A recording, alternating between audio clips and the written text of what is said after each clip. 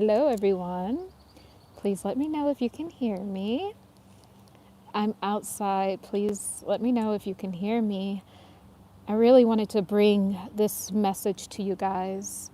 Oh no. Please, let's hope the sound is okay. Someone just started the lawn more.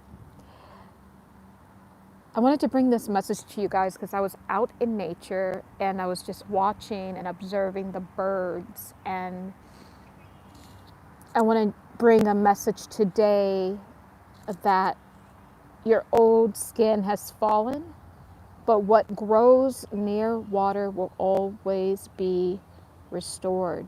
So, this is the message. I was sitting here on my walk and I happened just to sit down and I watched the birds, and they were finding food in the grass. And I watched how one bird found his food and he started eating on a little worm, and then the other bird was still searching, for its food. And then the bird who already ate the worm flew away somewhere. And I was thinking, oh my God, I hope they can find each other again, right? And then the other bird was still in the grass, scavenging for whatever food it could find. And I'm not sure if it found that food yet. And I saw it go from lawn to lawn to lawn. And I found that very, very interesting. It's like this bird knows that he will find food on its own. He knows he's going to find food.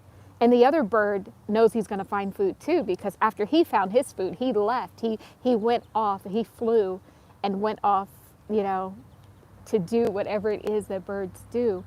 But it got me thinking about how humans are. We're very, very communal people, even though we appear not to be necessarily communal at this time, especially. But, when we think about going back to tribes, how everyone sits around, a pot of food and they will all just equally share it. But these birds didn't do that. And that was very interesting to me. And it got me thinking that what would happen if humanity behaved in that way, if we just knew that our food was coming, if we just allowed that bird or that person, just go ahead and enjoy your meal. My food is still going to arrive. I'll catch up with you later, right? And this bird just taught me a very valuable lesson and I'm thinking like these birds, they don't have any care in the world. They don't care about how they're going to pay their bills. They don't care about food. They don't care about shelter. They know that it's coming. And that was just so profound. And it's just like, wow, how can a bird have more faith than a human being? Like, how would Earth life be like if we just all knew that our portion was coming? Your portion is coming. It's coming. It's not delayed. It's coming. Everything has its perfect time and in its perfect season. And that was very profound. And then I happened to walk over to this flower that I just wanted to pick, right? And it was like sprouting so beautifully, and it was like much larger and taller than the other flowers. And then I happened to look down and I'm like, I saw it by water, growing by water. I was like, oh, well, that's why this is sprouting more, because it is growing by the water. Stick around. I'm getting somewhere. We're going to land this message. We're going to land the message. So I knew that when I picked it, something said, wow, the wind is blowing. I don't really want the flowers, the leaves on the flowers to fall away prematurely. I'm going to put it in my jacket and protect it from the wind. And so I put it in my jacket, I protected it from the wind. And then when I pulled the flower out of my jacket, I noticed, because of the delicate texture of the flower, that the little leaves, or petals rather, they detached anyway. Me with my human heart, wanting to protect it under my jacket, did not stop the petals from falling away. And that's when I realized that everything has a season. The petals are part of the old skin. The old skin has a destination, it has a date when it is to be peeled off, when it is to be, I don't even know the word I'm searching for, but when it is to fall off. The old skin knows. Just like the birds know that food is coming, the old skin, the old frequency, the old code, the old energy, it knows when it's time to fall off. And sometimes as humans, especially when we live deep within our heart, we can try to stop the ebb and flow of someone's own expansion. It was time for this flower to be plucked. And me protecting it from the wind did not stop the petals. They still were shedded in the end. The old skin was still shedded in the end. Do not block your old skin from shedding. It's part of your metamorphosis. It is a metamorphosis, and it is part of your metamorphosis. Hi, beautiful Carolyn. Hi. But then I remembered, I was like, wait a minute, this one here I picked by the water.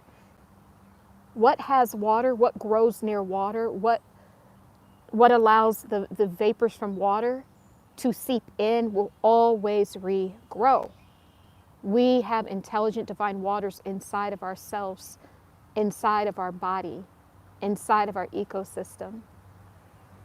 Anything that you think you lost, it will regrow. The old skin was just that. It was old. It was dead. It was crusty. It was ready for it to fall off. You can't add a single day to it. You trying to protect it. What is dead must fall off. What is dead no longer serves purpose. But just remember, what grows near water will always resprout. Humanity is going through such a shift right now, and everyone's really feeling it with the food prices and the cost of goods and all the tariffs and the taxes going up and the mortgages and every single thing under the sun.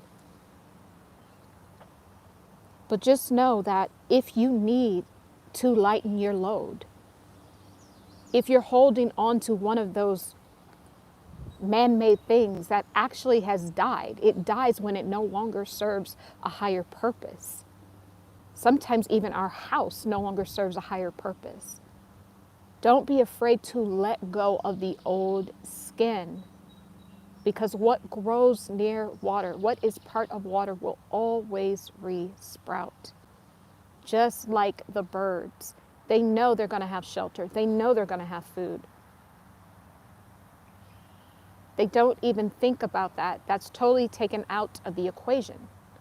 Even though they appear to be scavenging for food, they're not in survival mode. Their survival has been secured a long time ago. It's within their code, and they remember. And they remember. What grows near water will always sprout. Tap into your internal waters. You can regrow anything.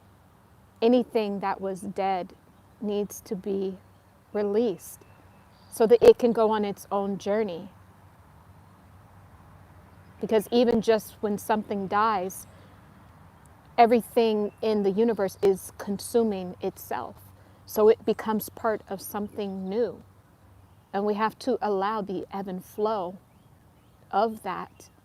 maybe that house that you need to let go of served you the purpose, but maybe there's another family coming in that it's going to serve a great purpose for them.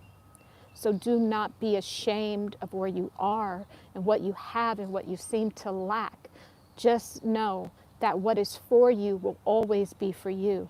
What is dead will always be taken away and buried. Your tears will not stop it from being buried and returning back to the earth to be recycled and to be reimagined as a whole nother creation. But as long as you keep your divine communion with not only the photosynthesis of the sun, but the waters, the internal waters, the source waters, the spirit consciousness. The water is the spirit. The spirit, the water is the consciousness. It is life. As long as you have that running through your body, just as much as you have blood running through your veins, as long as you have the divine waters running through your body, you will always be replenished, you will always regrow, and you will always sprout taller than all of the rest when you cater and nurture and honor your loving waters, spirit consciousness.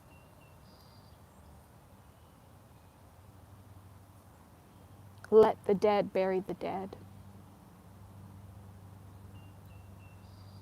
Let the dead bury the dead.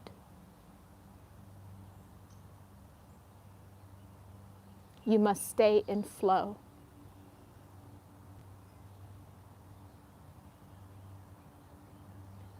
I watched the ants work as I was sitting here, and something fascinated me about them. Because even though, yes, from an ant's perspective, if they were to have awareness of you, you would be a god to them because of your stature, because of how big you are. But they're focused on their own colony. They're focused on being an ant.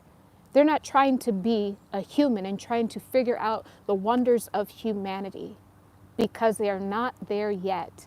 The ant is being an ant, and therefore the ant is self-contained. It is happy because it lacks awareness of anything higher. I'm not telling you not to grow and to expand, but sometimes we need to just drop back down into the earth suit that we're wearing. When we need to regroup and to regrow, to ground and to recenter, we can drop back into our humanity. Now, humanity is something that we are going to transcend. The goal is not to hold on to humanity. It's something that you pass through. But just like the ant, when it needs to center itself and get work done, it stays within its own colony, within its own parameters. Sometimes it is good just to exist in your body, not to want to go higher or lower, but just to exist. This is where you find the state of the This is where you find the state of peace. This is where you can transcend, and this is where you can hear the echoes of the universe. It's in the stillness, existing within your own essence, because just as much as we're trying to go higher, there's a divine plan of why you are here at this very time, why you exist in this particular space earth suit. It has technology and codes and messages too that it wants to give to you. So it's okay to be human, even though we are constantly flowing to our ascended master state. All of these things are tools. They're in our spiritual toolbox, and we can use them when we need them.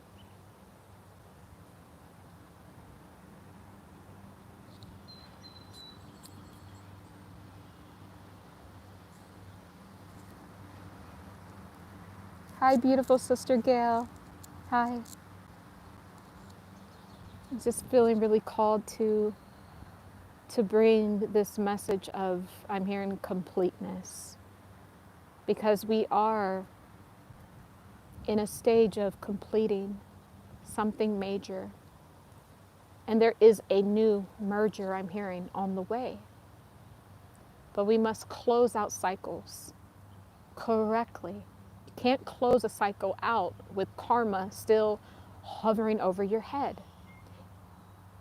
It won't work.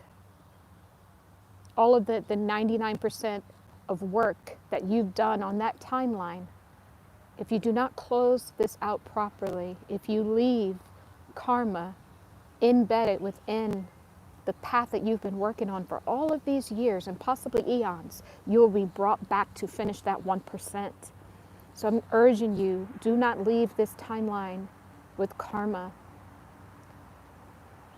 Do not leave this timeline without shedding the old skin, allowing it to be reabsorbed back into the all for the great expansion to occur. You holding on to what no longer serves you is stopping the ebb and flow of source. It's even stopping you.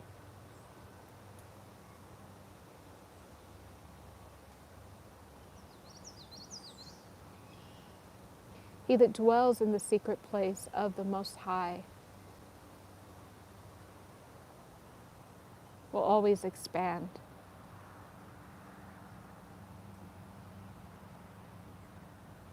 But we can't leave karma on this timeline. And I really feel called to say that. And the old skin and the things you're holding on to that you know no longer serve a divine purpose, that will become your karma. And that will become where you will start on the next leg of your journey. You will be starting from a deficit. And we can release karma now. We can release karmic imprints, karmic people, karmic cars, right? Karmic everything. And it doesn't have to be a bad thing. We do everything with love and reverence. Love and reverence is it's truly how we don't produce karma. It's okay to shed, but as long as you do it through love and reverence, and you understand the path and you understand the purpose of that said thing, then it's fine. Then we don't produce karma, we produce dharma instead.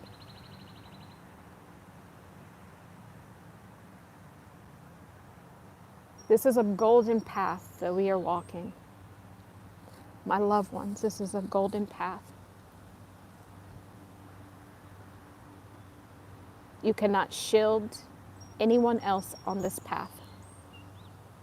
If you shield anyone else on this path, then you will stop the ebb and flow of your own energy.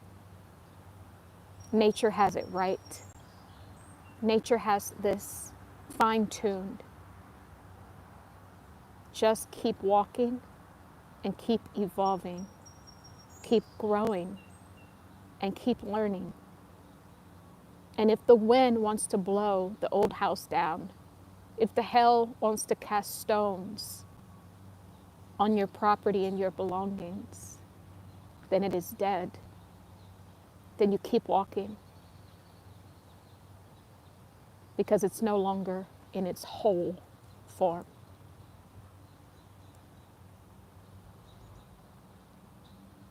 But what grows near water will always be restored, will always usher in life, will always be part of the transformation. This is what truly makes you a god. It's when you are part of water and you wear the essence of. Because everything gets ushered through water. Without water, nothing flows. Don't matter how hard the metal works, or the wood grows, or the fire burns. But water is the only element that can bring forth life and consciousness and sprout new seeds into beings, into higher knowings.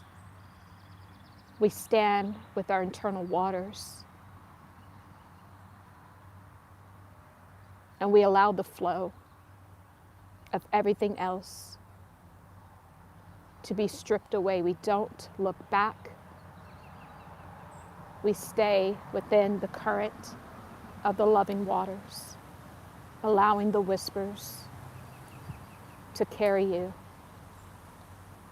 through, in, through, and out for divine transformation.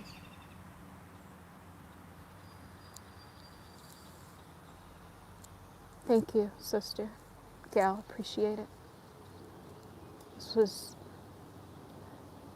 I love nature, and